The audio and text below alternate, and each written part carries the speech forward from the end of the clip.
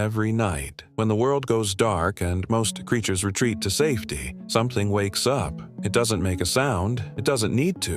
In a world of darkness and silence, it is the most perfectly designed predator on the planet. Tonight, we go inside the hunt, inside the biology, the physics, and the extraordinary sensory systems that make owls unlike any other creature alive. By the end of this, you will never look at an owl the same way again. Let's start with a misconception. Most people assume owls see in the dark the way we see in dim light, the same mechanism, just better. That's not what's happening here. An owl's eye is structurally unlike almost any other vertebrate on Earth. Where the human eye is a sphere, roughly the size of a marble, the owl's eye is a tube, long, fixed, packed, front to back inside the skull with a density of light receptor cells that defies easy comparison. We call those cells rods. Rods don't see color, they don't care about color. What they care about is light, catching it, amplifying it, making the invisible visible. An owl's eye contains up to 100 times more rod cells than the human eye. On a clear night,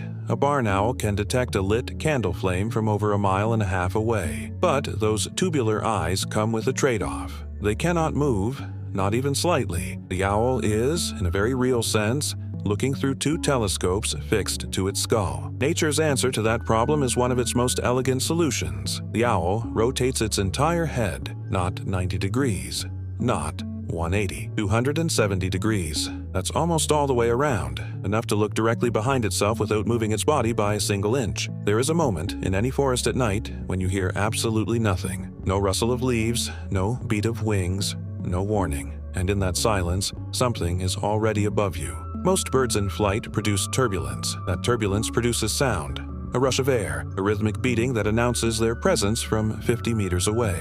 Owls solved this problem in the most elegant way imaginable, at the level of a single feather. The leading edge of an owl's primary wing feather, the edge that cuts through air first, is lined with tiny, comb-like serrations, almost microscopic. They work like the slats on an aircraft wing, breaking up the vortex of air before it can build into turbulence. The rest of the feather is covered in a soft, velvety surface, not for warmth, not for appearance, to absorb the specific sound frequencies that would otherwise escape. The result is a bird that moves through the air at speeds of up to 50 kilometers an hour and produces almost no measurable sound. Not quiet, not subtle, silent. Engineers at several aerospace institutions have spent decades studying this system. The same serration principle now appears in the design of quieter wind turbine blades and aircraft landing gear covers. The owl had already solved the problem. Millions of years before we understood the physics, we have covered vision.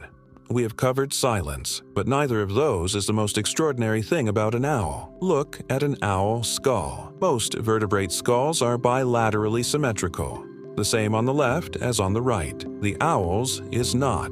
In most owl species, one ear canal sits measurably higher on the skull than the other. In the barn owl, that asymmetry is extreme. The left ear angled slightly downward, the right ear slightly upward. To a casual observer, that sounds like an imperfection, a quirk, an evolutionary accident. It is, in fact, one of the most sophisticated auditory systems in the animal kingdom. A barn owl can hear a mouse moving beneath 2 feet of compacted snow. Not see it, not smell it, hear it. The asymmetric ear placement allows the owl to detect the same sound arriving at fractionally different times. One ear a fraction of a millisecond before the other. From that difference, the owl's brain constructs a precise 3-dimensional map of the sound source. Not a rough direction, not an estimate. Map accurate enough.